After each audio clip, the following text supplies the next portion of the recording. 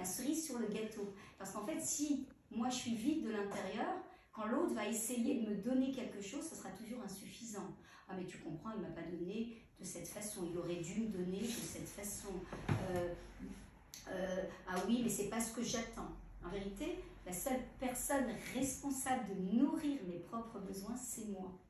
Et si moi j'ai besoin de reconnaissance, et si moi j'ai besoin d'amour, eh bien déjà c'est développer une attitude de respect et d'amour envers la personne que je suis. Et souvent, quand on s'entend parler de soi, quand on se juge, on est totalement à l'encontre.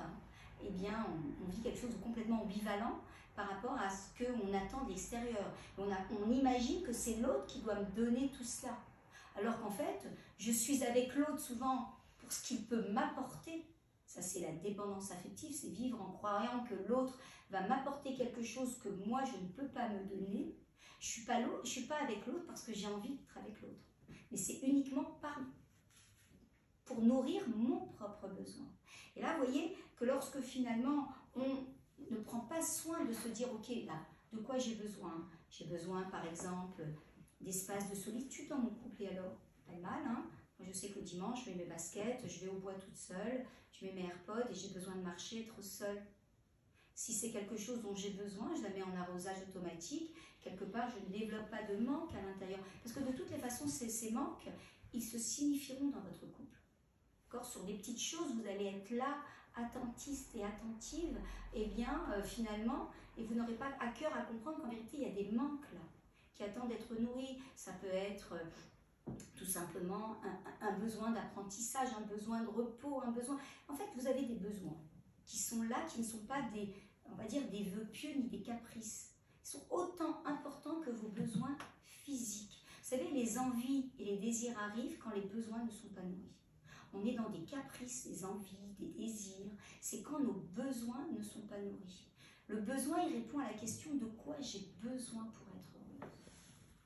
On fait la liste. J'ai besoin de tout ça. Ok, très bien. On peut partager avec son conjoint. Mais rappelez-vous une chose. Il n'y a que vous qui êtes on va dire, qui êtes responsable de nourrir vos propres besoins. Lui, il va vous apporter quelque chose de plus.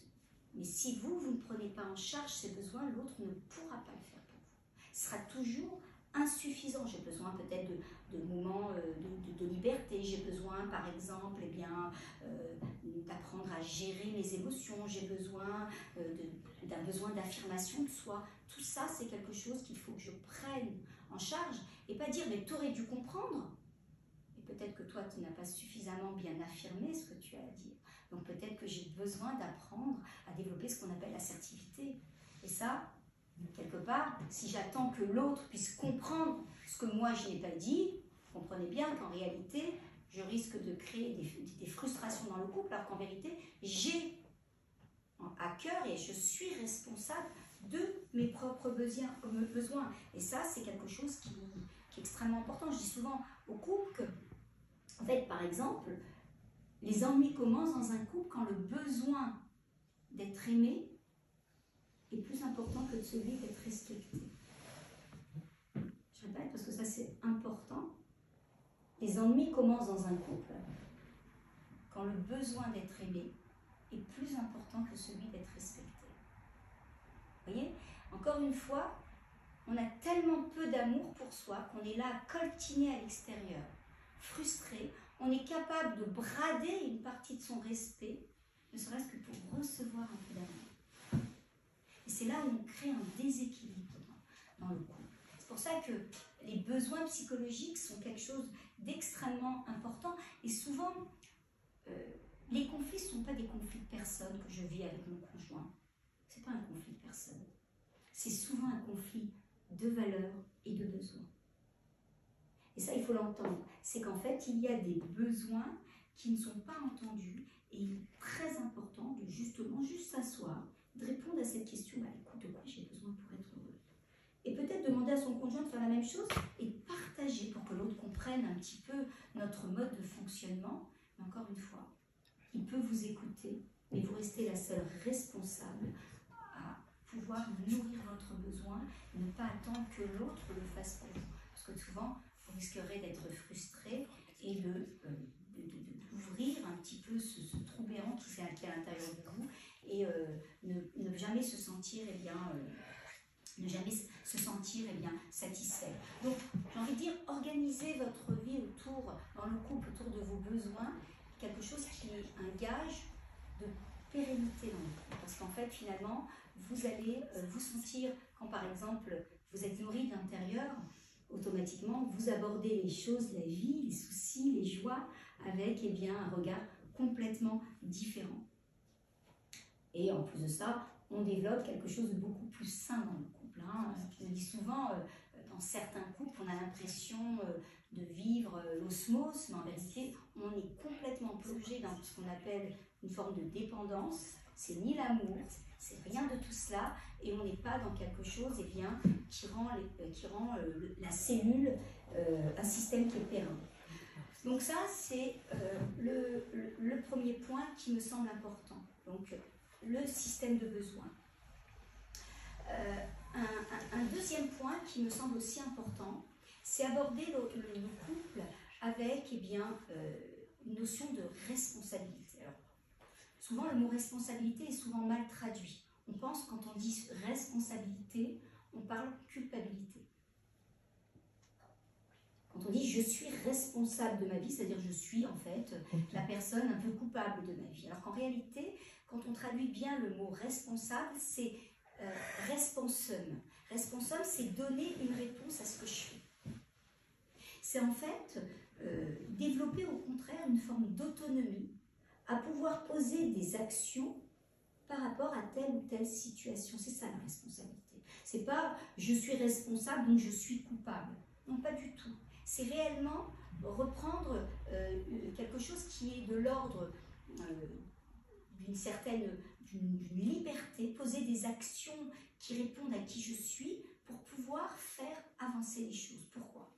Parce qu'en fait, dans un couple, on peut être très facilement dans ce qu'on appelle le triangle de Karpman. Le triangle de Karpman, c'est un homme qui s'appelle Stéphane Karpman, qui a identifié que dans certaines relations, on peut être dans 3 jeux de rôle, dans 3 personnages qui biaisent la relation et qui sont à l'encontre de cette notion essentielle dans le couple qui s'appelle la responsabilité.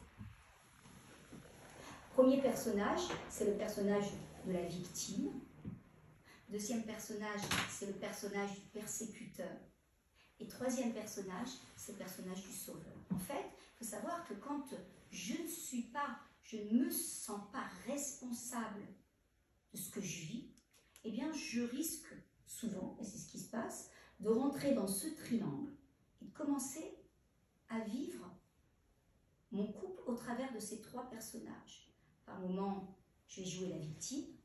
En fait, quand on est victime, je n'ai aucune responsabilité par rapport à ce que je vis, c'est de la faute de l'autre, c'est de la faute de ma belle-mère, c'est de la faute de mes enfants, je ne suis jamais responsable. Donc, quand je ne suis pas responsable, je ne peux pas faire marcher cette cellule.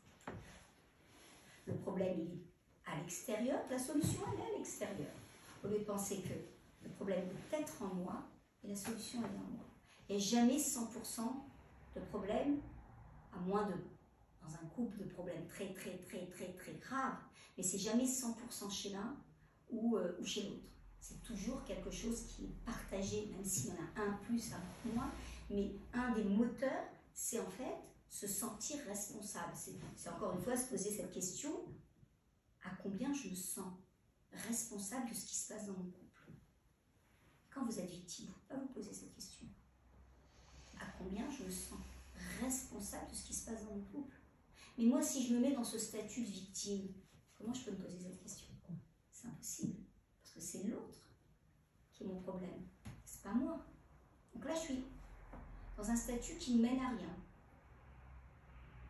Après, quand j'ai été trop victime, un jour je me réveille et je suis persécutrice.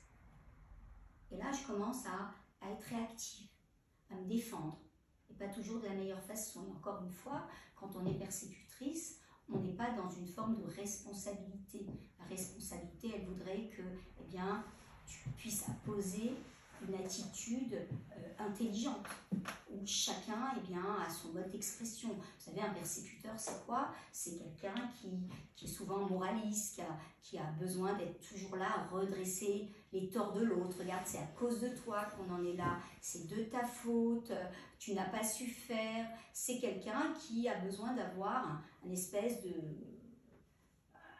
contrôle sur la personne ou sur les gens. Et là, on est persécuteur. Vous savez, on passe très très vite de l'un à l'autre. Hein. Après, par moment, quand on est parti trop loin, eh bien, on rentre dans ce rôle de sauveur, où on va essayer justement eh bien, d'être la personne qui va calmer, qui va se faire petite, qui va accepter parfois l'inacceptable. Ou parfois, vous avez dans certains couples des femmes ou des hommes qui, d'une façon générale, spontanément, sont toujours là pour aider. C'est presque magnifique, mais c'est presque trop. Ils sont là à sauver, sauver, sauver. Et même quand on leur demande rien, on n'a même pas dit « ah » qu'ils sont déjà là pour aider l'autre. Vous comprenez bien que aucune attitude excessive n'est bonne. Tout est bon à bonne dose. Hein, d'accord? Être là pour aider, bien sûr, son conjoint, c'est quelque chose de magnifique. Mais il faut quand même laisser la possibilité à l'autre de faire un pas pour que moi je fasse un pas. On ne peut pas être « moi je fais tout, toi tu fais rien ». Donc vous voyez, c'est trois jeux qu'on appelle 3 jeux psychologiques dans lesquels on peut très très facilement rentrer et s'installer. Et dans ces 3 rôles, eh bien biaiser la relation parce qu'en fait, qu'est-ce qui est retiré de cela? Qu'est-ce qu'on ôte de ça? Un des fondamentaux qui est la responsabilité. Je ne suis pas responsable. Ça veut dire que quand par exemple le sauveur va réagir, il va venir, il va vous dire en séance, mais avec tout ce que j'ai fait pour toi, c'est tout ce que tu me rends. Donc encore une fois, on ne peut pas être responsable de la situation pour pouvoir changer. On ne peut pas répondre à cette question. En fait, si j'étais le premier responsable, qu'est-ce que je ferais pour faire bouger la situation? On ne peut pas se poser cette question. Tiens, à combien je me sens responsable de ce que je suis en train de vivre pour faire bouger la situation? Donc cette notion de responsabilité me sort de ce qu'on appelle ce triangle de Karpman pour déjà refuser de rentrer dans ces rôles qui ne mènent nulle part. Hein. Quand je joue la rôle de victime, je dis « avec tout ce que tu m'as fait vivre, c'est pas une attitude intelligente et adulte ».